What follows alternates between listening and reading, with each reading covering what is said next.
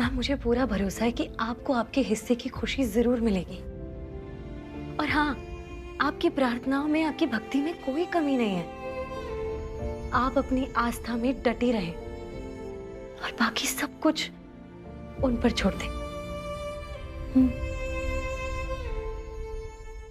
चलो ये बचा कुचा खाना फेंक दो। एक मिनट, रुकिए रुकिए रुकिए। मैं आपको कितनी बार बता चुकी हूँ, हमें बचा हुआ खाना फेंकना नहीं है। माना कि होटल के लिए बचा हुआ खाना है, लेकिन जरूरतमंदों के लिए ये वरदान है। तो जानवी, तुम इस बचे हुए खाने का क्या करती हो? मैम, मुझे ना ग्वालियर में एक अनाथ आश्रम का पता है, जहाँ रोजमर्रे के काम के लिए उनके पास मुश्किल से कुछ पैसा होता है। तो मैं कोशिश करती हूँ कि ये जो होटल का बचा हुआ खाना है ना, मैं इसे ले जाकर वहाँ के बच्चों को खिला देती हूँ। ये तो बहुत अच्छी बात है जानवी।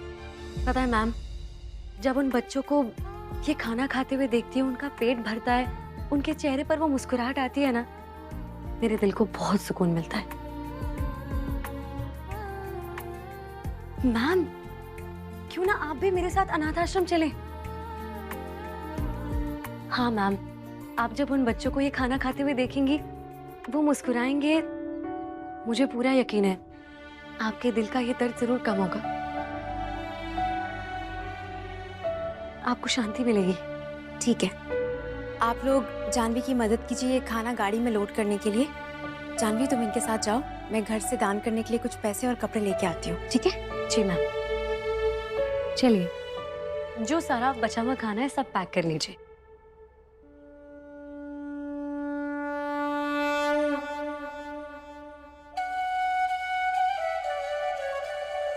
दादी, इस नाक रगड़ के कान पकड़ के ऐसा क्यों कर रहे? ये लोग पश्चाताप कर रहे हैं मोड़े, अपना नाक रगड़ के कानों को हाथ लगा के माँ भगवती से अपनी गलतियों की माफी मांगत रहे हैं। हाउ रे हाउ। ओह अच्छा।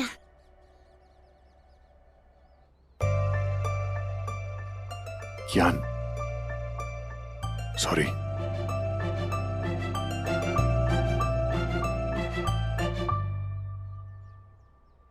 हाँ बेटा, इनको बोल दो, मैं इनके क्वेश्चन का आंसर तब दूंगा जब ये मेरा कहा हुआ काम करेंगे।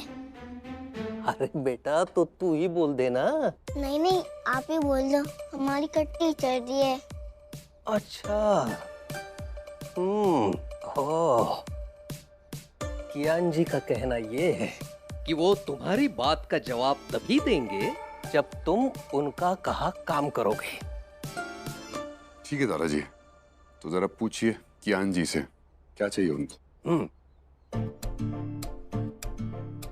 तुम दो महाराजाओं ने इस बूढ़े को नौकर बना दिया है, हैं? दादाजी सॉरी, पूछिए ना प्लीज प्लीज प्लीज प्लीज। पूछ लेता हूँ। सरकार, आर्य पूछ रहा है कि आखिरकार आपको चाहिए क्या? जैसे वो लोग अपने नाक और कान को ऐसे ऐसे कर दे, इनको भी ऐसे करना पड़ेगा गॉड से माफी मांगने के लिए। क्यों? मेरा पोता ये सब क्यों करेगा? दादाजी मैं करूंगा मैं।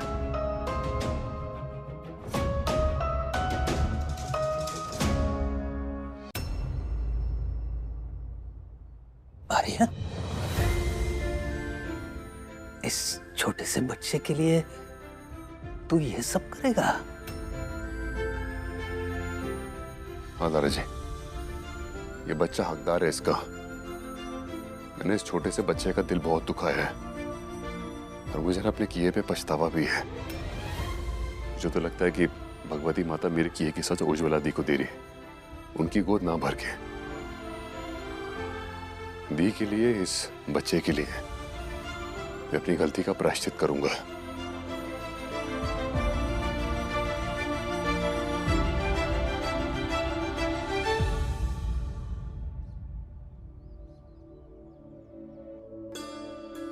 ये बच्चा इतना इम्पोर्टेंट हो गया मेरे आर्य के लिए?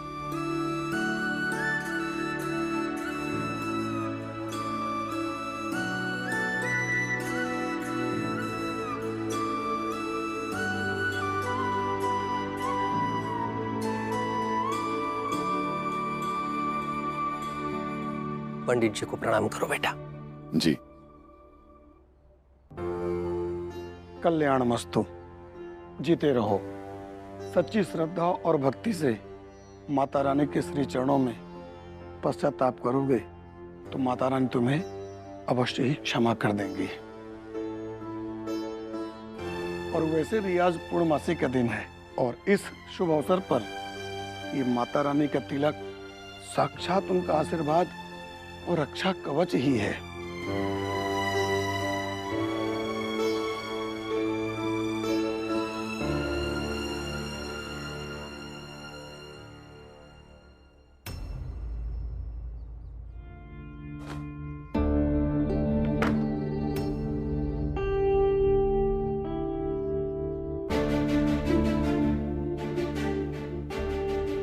आर्या सर उस साड़ी वाली बात पे गुस्सा है। लगता है उसी के बारे में बात करने आए हैं। आर्या सर, ये साड़ी पहनने के लिए फिर से एक बार कहना चाहूंगी, आई एम सॉरी। जानवी,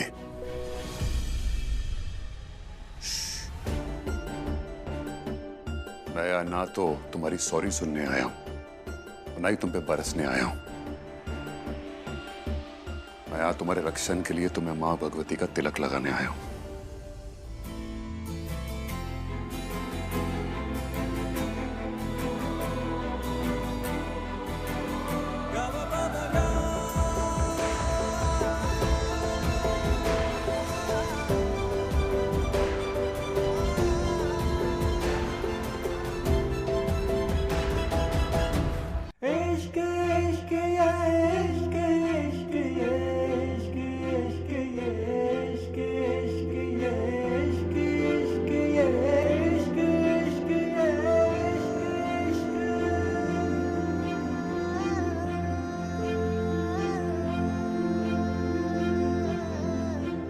हे माँ भगवती, ये तिलक मैंने जिस इंसान को लगाया है वो इंसान मेरे दिल के बहुत करीब है, मेरे दिल के बहुत खास है। प्लीज उस इंसान पे अपनी कृपा बनाए रखिए, उसकी रक्षा हमेशा कीजिए।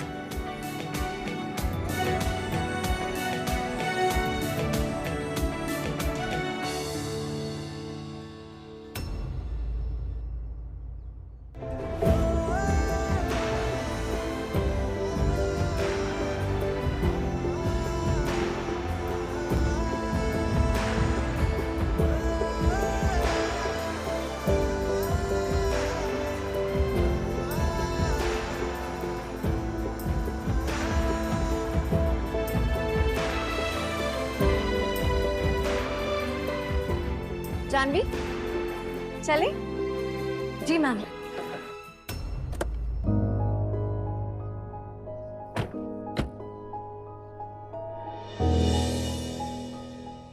चलो ड्राइवर। जी।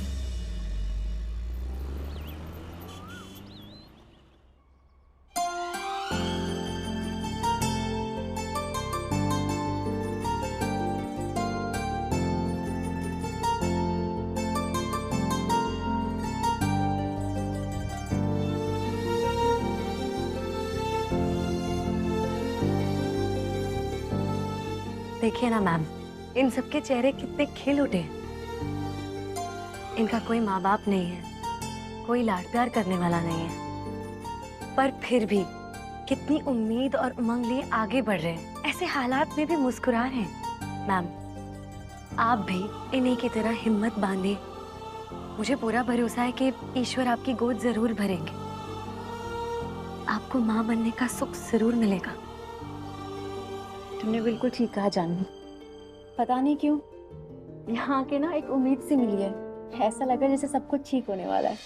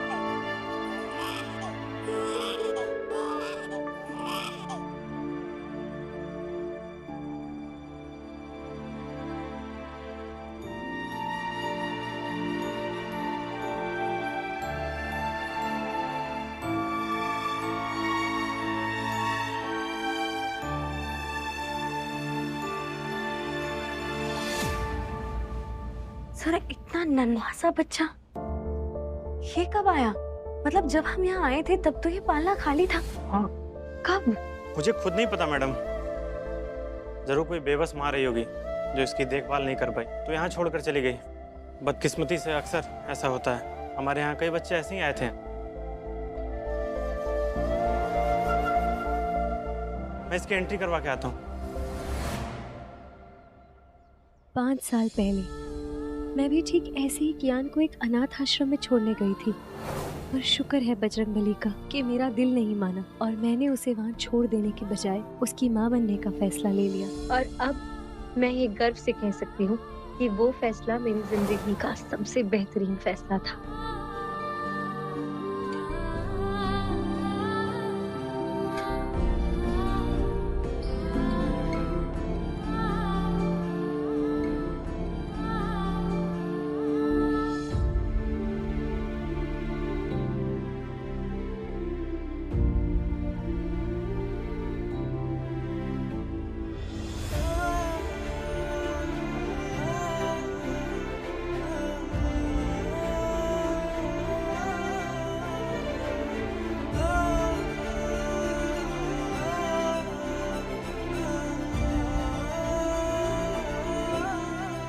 जानवी, तुमने देखा कैसे मेरे छूते ही इसका रोना बंद हो गया। और अब मेरी गोदी में आके देखो कैसे खेल रहा है ना।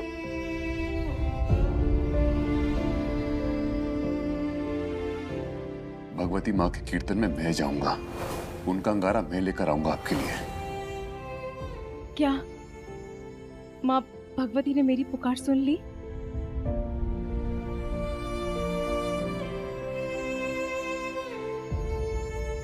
क्या सच में माँ ने मेरी गोद भर दी जानवी?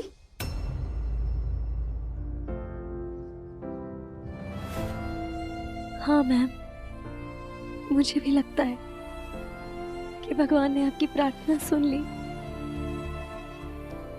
और इसे एक माँ मिल गई। तुम देखना, जब मैं घर पे सबको इसके बारे में बताऊंगी ना तो सब खुशी से पागल हो जाएंगे। सुयश की तो आंखों में आंसू आ जाएंगे और पा तो खुशी से झूम ही उठेंगे। और मेरा आर्य, वो तो भाग के आएगा और मुझे गले से लगा लेगा। ये सब आर्य की प्रार्थनाओं का नतीजा है।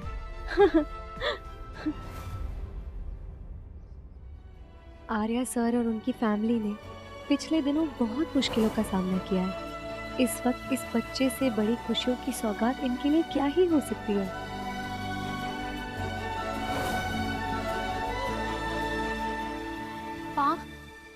बच्चा करना या ना करना एक माँ का डिसीजन होता है, तो मेरा डिसीजन होना चाहिए ना। और मैं बच्चा रखना नहीं चाहती पा अभय भी मुझे फुल सपोर्ट कर रहे हैं। पर पता नहीं उज्ज्वला दी को क्या प्रॉब्लम है, मुझे इतना बुरा और इतना गिल्टी फील करवा रही है वो, जैसे कि मैं बहुत बड़ी दोषी हूँ। मैंने कोई बहुत बड़ा पाप कर दिया है बच्चा ना चाह के। देखो रहना बेटा, पर्सनली गर्भपात के और अबॉर्शन के खिलाफ मैं, पर मेरी सोच मेरी है। तुमने और अभय ने माँ बाप होते हुए ये फैसला लिया कि तुम्हें बच्चे नहीं चाहिए, तो फिर ठीक है। और उज्ज्वला की फिक्र मत करो तुम दोनों, मैं उससे बात करूंगा। तुम्हारे फैसले को लेकर वो कुछ नहीं बोलेगी तुम्हें।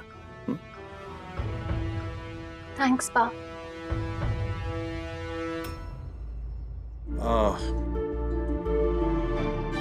ना बेटा,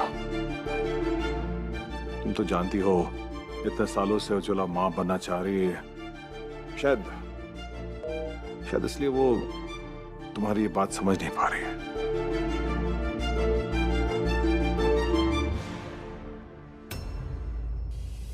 हमेशा माँ भगवती से मिन्नतें करता रहता हूँ कि उसकी गोद जल्द से जल्द भर जाए।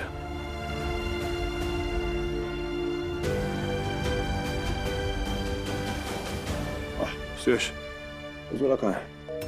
पापा पता नहीं कब से उसका फोन ट्राई कर रहा हूँ लेकिन उठा नहीं रही है। पा, सुयश, अरे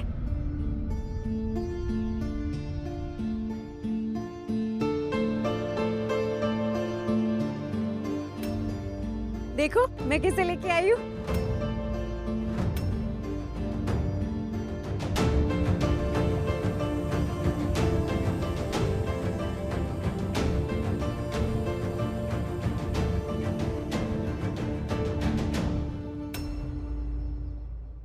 ये बच्चा किसका है? हमारा। ये हमारा बच्चा है सुयश।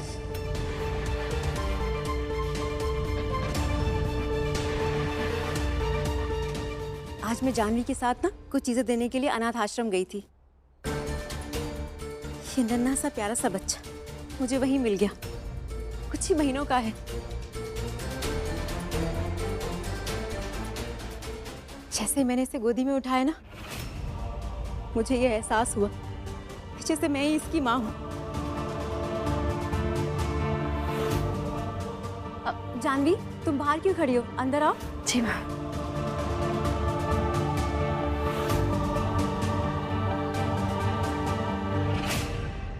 मैं आप सबको बता दूं कि मेरे इतने बड़े फैसले में जानवी का सबसे बड़ा हाथ है।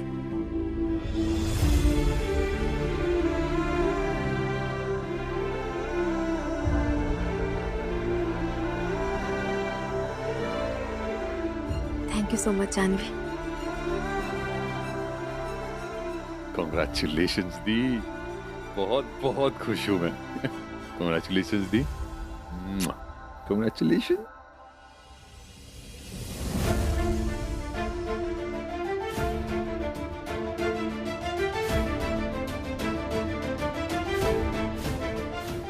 उज्ज्वला,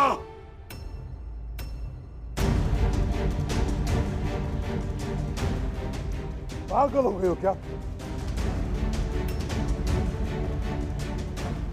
इतनी बेताब हो गई मां बनने के लिए कि तुम अनाथ आश्रम से बच्चे लेके आई।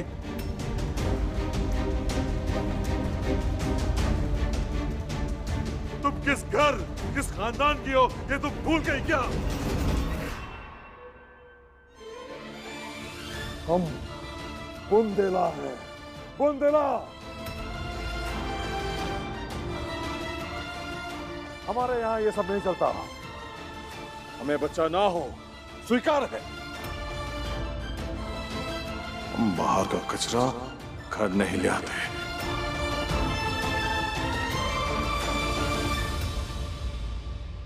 आप ये क्या कह रहे हैं?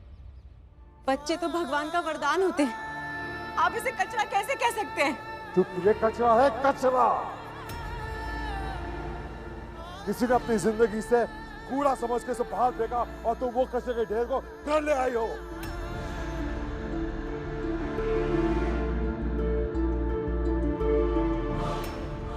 इसकी रगों में बुंदेला का खून नहीं दौड़ता।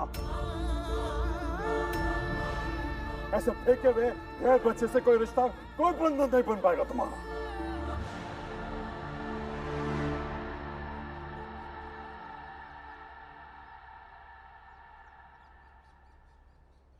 और तुम ब्लडी, तुमने घुसा ही दी ना अपनी नाक हमारे फैमिली मैटर्स में। रहना बेटा, तुम भी किससे बातें कर रही हो? अरे ये लड़की, इसे तो बहाना चाहिए हमारे घर में मुंह उठा के आने का, हर रोज कोई नया बखेड़ा करने का।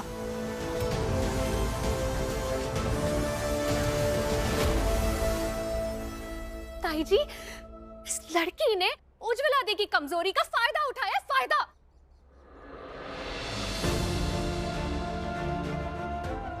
और लाद दिया इस स्टूपिड गड़ी मिस्टेक को इनकी गोद में।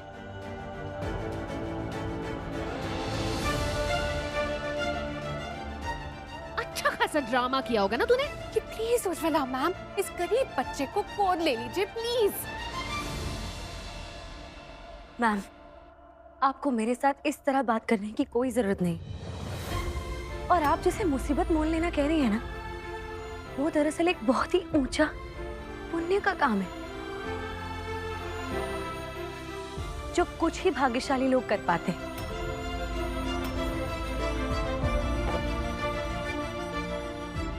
और सर, जहां तक बात बंधन या रिश्ता बनाने की है ना, सर आप एक बार ये देख लीजिए। जानवी है,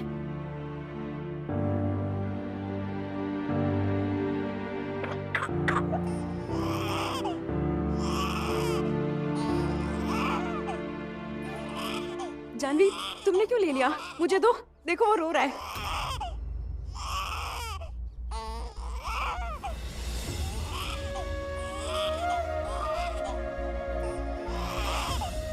दो मुझे।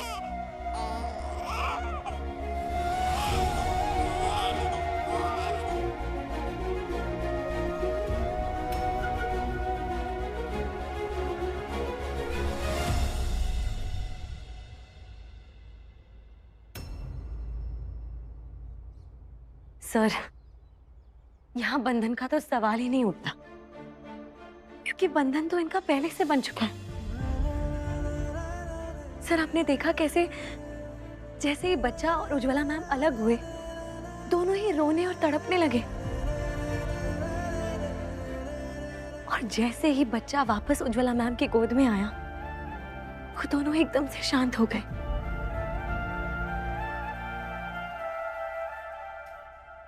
जैसे कि माँ भगवती ने इन दोनों के रिश्ते को पहले से बनाकर रखा, इन दोनों को एक दूसरे के लिए भेजा।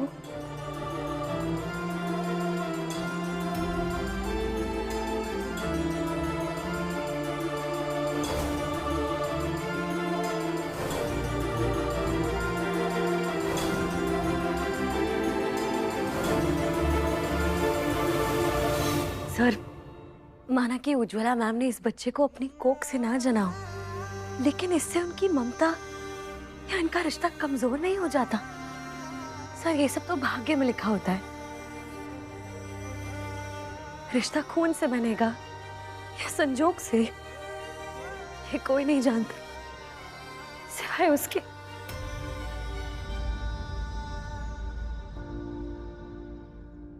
मेरा यकीन मानिए सर, संजोग के रिश्ते ना उतने ही मजबूत होते हैं जितने कि खून के रिश्ते, और कभी-कभी तो उससे भी ज्यादा। भगवान जी, चांद की प्रॉब्लम मिटा दीजिए, जैसे टीचर ब्लैक बोर्ड से ऐसे मिटा देती है।